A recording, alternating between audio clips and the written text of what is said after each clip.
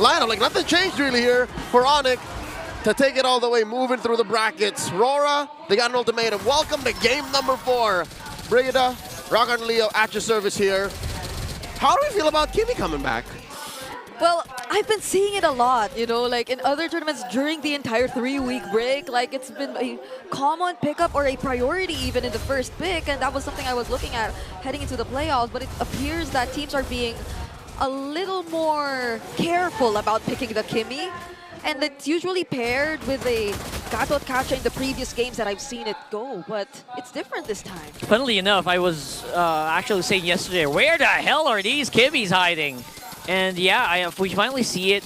And usually, lineups that love to play against the Kimmy usually love to pick the Baksha, but this time around they're on the same team. So that's a very interesting thing that Aurora did. This is the Filipino flavor of the Kimmy, which is, again, often seen in our neighbors. MPL ID has a very strong Kimmy presence, mostly played in the mid. I'd say 7 out of 10 Kimmys are played in mid, then some in gold. But if they like their Kimmy, MPL MY love their Kimmy. Almost a 90 to 95% contest rate since she came out of that initial ban when she got reworked, and they mostly put her in mid too. Yeah, and I feel like even despite it not being a Gatot Kimmy type of combo, I feel like there are a lot of possibilities that we can expect with the Cho and the Kimmy, because the Kimmy in itself can actually do some insane chain CC, you know? And you pair it up with the Cho, there's a lot more that can happen.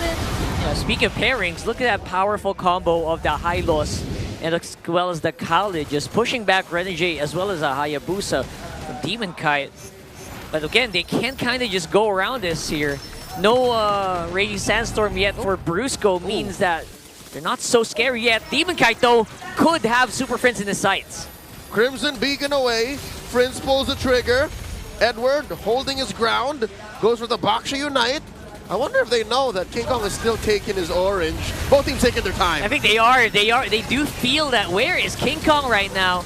Is about to get into the fight, but it's going to be Brusco going down. Might be a little too late. Super Friends going down as well means that King Kong will probably just back off for the meantime. Oh no, they caught Kirk. Onic took too long to make a call, and a lot of them fall 3 for none so far, and they're not done! Oh, they're not done as of yet. Tempest Blaze being forced from King Kong means that, you know what, that's a bit of a statement here for Aurora. Get back into your lane. Oh my goodness, even the mere Jeet Kundo into the Traction Pulse, or the Traction Pulse first, then being followed up by a Way of the Dragon from Renegade.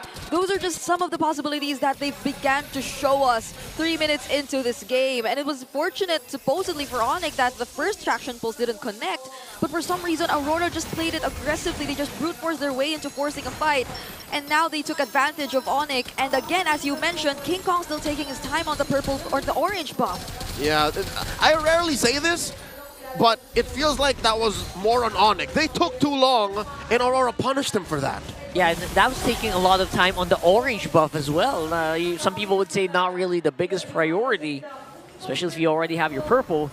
So yeah, they really suffered for that, and looks like they're going to suffer even more, but at least King Kong still gets his purple. Clutch. Demon Kite forced him to do that. Hell, Demon Kite even used his own retribution, and that's when you know Aurora is in the driver's seat. That's when you know Aurora means business is, all right, I'm willing to go throw away my retribution to risk yours. Yeah, and honestly, if you look at all the lanes, it feels like it's working so well for Aurora. The Baksha into the high loss, he's just managing the lane so well. And Dominic, all he needs to do is just really get that farm, just clear the lanes and potentially even go for the double lane because he's being guided here by Renegade. And so when it comes to the team fights, now that they're in the lead, there are less things to worry about for Aurora. Yeah, long and short of it, Aurora now 2,000 gold lead approaching. Oh, Traction Pulse started! Oh, that is a beautiful ulti for Yue. Again, Super Friends being picked off over and over again by Demon Kite using that shadow kill. I was going to say, Aurora living rent-free on Onic's side of the map. And that was just such a small thing, but imagine landing the shadow right into the timing of the Traction Pulse, capturing Super Friends at that moment. This is pure dominance that's being shown to us by Aurora so far. Kite Brothers online. Second turtle scored up top, down bottom. Even forcing a flicker out of Kelra is already massive enough. Renegade and Yue close by means that Kelra feels like he needs to back off now. Oh my goodness, this is terrifying. Again, Sky Piercer first pick already online for Yue. So they have to be extra careful about the kills that he's gonna get. Look at that, 4-man squad, make that 5, trying to block the purple buff from being stolen, but I don't think it's gonna be enough. King Kong actually loses his purple, and Aurora will also get a kill on Brusco there with the beautiful placement of the Zaman Force. And of course, it's Aurora asserting their dominance once more, displacing Onic from their own jungle. King Kong knows what this feels like. Just yesterday, he was bullying a Ling. Perk trying to defend, they're trying to fight back again. Edward gonna get a lot of tower hits and will not be able to survive long enough, but look at that. The pushback is very, very strong from Aurora with a kill as well onto Kelra. Oh, they're not done. Super Friends. Oh my goodness, they're just going back for more here. Even under the turret, Aurora are just firing on all cylinders. Oh, imagine having to lose 2 bodies just to defend that mid lane turret. And King Kong, the only thing he could do was go for a trade at the top lane. You know it's bad because I'm looking at Demon Kite's items. He's on his way to a Sky Piercer. Yeah. Oh my there it is. goodness. He built it. 2 Sky Piercers already for Aurora. But Edward again being caught up, but this time around the turret will be falling. He's gonna go down as well. But look at that. They're trying to punch him back. Demon Kite misses a few shots of that shadow kill, and now it's Onic who are on the hunt. That reminds me of something a lot. Okay. That's going to be the red carpet to push back Aurora. But you know what? Onic are pulling back the goal lead one at a time. Yep, Renmar mentioned it, breaking it down. As long as that's a manageable 4K, 5K gold lead, maybe we're talking. But Demon Kite now, forcing the issue, putting Kelra down to a 5th of his health. Final turtle. I'm feeling that Onic might want to contest, but I don't think it's a wise thing to do. Yeah. King Kong probably knows his timings as well. And this is very similar to how he played the Lancelot even. It's just really being extra careful, not until there's a clear window of opportunity for them to capitalize on their lineup, then they're not gonna risk it just yet, especially considering that Aurora, whatever you say, they're still in the lead and they have all their tools ready for whatever may happen in the next few seconds. All right, pushing it forward. Bottom lane, Aurora's focus right now. There's nothing Onic can do here. They just have to accept the fact they can't fight this. Yeah, they're losing turrets non-stop here, and Onic are just looking. Again, this is pretty similar to what they did in the previous games as well. Just biding their time, looking for that perfect moment to strike. They're very disciplined still. Yeah. As much as we really want to look for King Kong and the things he can do to manage the macro, he's up against the 2K gold lead in Demon Kite's hands. And even if he does want to go for the split pushes, he'd have to consider that there's Edward, a Baksha XP lane that can just constantly hunt him down and deny whatever attempts he wants to do in terms of managing the opposite lanes. So this is clearly Aurora managing things pretty well, and they're in such a position that you can't deny the magic damage that'll potentially burst down key members from Onic. Looking at Yue and Dom and Kite. Oh, no. Uh-oh, speaking of getting bursted down, that was very, very close. With the jump from Edward, barely missing King Kong. Here comes the Traction Pulse, pulling back Brusco as well. Again, forcing him up, but look at that. That was a feint. They were busy with Kelra on top. We missed the sequence, but Renegade caught the wave of dragon that cost $1 million. Kelra was underneath the turret.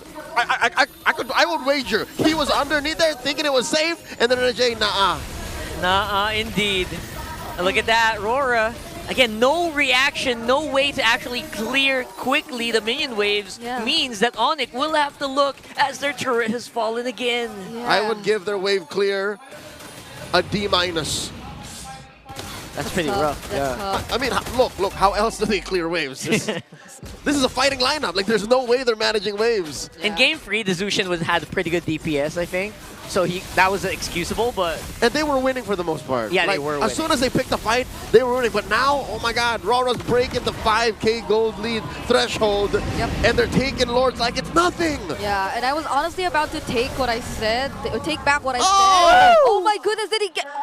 Dude, Yue just took it. He just took Yue. it. And King Kong spent his red tree. Oh, that was painful. Yeah, this is pretty tough. Even if King Kong does get out, he'd at most get to deal with one wave that will be immediately answered back by Aurora. And this is no joke considering that they're way up ahead. 6K Demon Kite always lands the shadows, the Ogi Shadow kill on the right targets, and there's no clear source of crowd control to immediately respond back to Demon Kite once he decides to just use the Zaman Force freely against Onic Philippines. That's not very Sigma. Not very Sigma. Oh no, Lord crashing through mid, popping that holy defense. Onic's gonna lose something here, one way or another. That's right, and the traction pulse again, pulling back Brusco is gonna be fighting back with his own Raging Sandstorm though. Look at that, Edward now on the mercy of the turret. Demon Kite trying to get some damage in, but no casualties at least for now here. Oh my god! But it's King Kong on the back, he's looking for blood, but will be answered immediately almost by Demon Kite. And that thing that they were gonna lose was the Sigma jungler himself. King Kong falls, but traded for two. I'll say it's worth it. Yeah, I even thought it was going to be Brusco, you know, but the mere fact that the Way of the Dragon was still intact, it could have been different for Onic Philippines if only Renegade decided to risk something in that Lord Siege. But he was very patient and careful in terms of whether or not he will be using it. And the moment they spotted out King Kong trying to do something, they knew they had other ways. They knew they had other things to use it for. But Demon Kite! Again, it's 1v3, but Demon Kite feels very confident to just take this, absorbing so many bullet hits, but getting pulled back at the last minute by Super Friends. Demon Kite walked into the wrong street and got ganked. He got shafted by the Super Fam. And that 6K gold lead we were talking about earlier, it's almost down to half now for Onic Philippines. They're slowly regaining their confidence of going out of the map and looking for things to do, especially as time goes by. King Kong, he's getting his hands on the necessary items. You're starting to feel his damage, especially towards the backliners of Aurora. I'd say King Kong needs maybe one more item. He's about a Trinity in to this Ling build. If he gets one more item, and if some way, somehow, Onic can do just that. Again, trick Demon Kite or Yue into walking down some weird corner of the map. Even Demon Kite hasn't died yet. If they can do that to Demon Kite, then maybe we can talk. Then maybe Onic can come back. Yep. Demon Kite, though, just picked up the Blade of Despair as well. So he's still undeniably up there in terms of the gold leads. Although King Kong is really starting to catch up. Now, this upcoming Lord is definitely going to be a very contested objective. You have to watch out for the setups from Aurora, and Kirk has to start things up. Yeah, Lord started to set up already with two-man knockout for Edward and Demon Kite. King Kong is close by, he's joining the fight. There goes the red carpet, and Demon Kite is very happy to just take these targets one by one. Two will fall, but the retribution on the Lord will go over to Onic. They're gonna have to run though. They are running. King Kong's getting chased down. Yue with the flicker as well. Energy, just with a little bit of flair, takes down King Kong as well. Aurora are taking no prisoners. It's just Super Friends left, and yes, Onic do score a Lord, but Aurora wanna end. They're looking at that turret. They are spamming all the emotes they can, waiting for the perfect time to wait for that Lord and take care of it, clean it up. But look at that, Demon Kite! Oh my God, did he get killed by the foul hit? Yes, he did. Oh no! They wanted to end it. Two members of the Super Fam respawn just in time to hold him down and punish the rest of Aurora. That was close. They could have lost more. That was probably a fight Onic Philippines willingly took. It was risky. It was a retry battle. My eyes were glued to these two junglers who were just trying to contest for that Lord, all the while their other team fight was happening near their base. But they knew it. The death timers, they weren't that long just yet. We're less than 15 minutes into this game, and they could probably catch up to Aurora, who definitely tried to force their way in. I won't lie, no cap, fur. That last sequence felt like deja vu. That's the kind of thing Onic would do. They would send King Kong all the way to the back, steal the damn Lord, and then we'll play from there. And here they understood that the risk was worth it. Here they knew that if our frontliners died and King Kong were to fall too, Friends can hold the fort down, and they live to fight another day. Yeah, and Super Friends definitely has the right hero to actually deal with this. And something makes me wonder, did Aurora wait a little bit too long for that push to happen? They needed minions, man, before they could break down mid, and then they got the minions. But again, picture perfect, frame by frame, second by second, Onic held on. They knew that these two would respawn, Kirk and Brusco, and that's where we are now. They knew exactly where they were, and they are...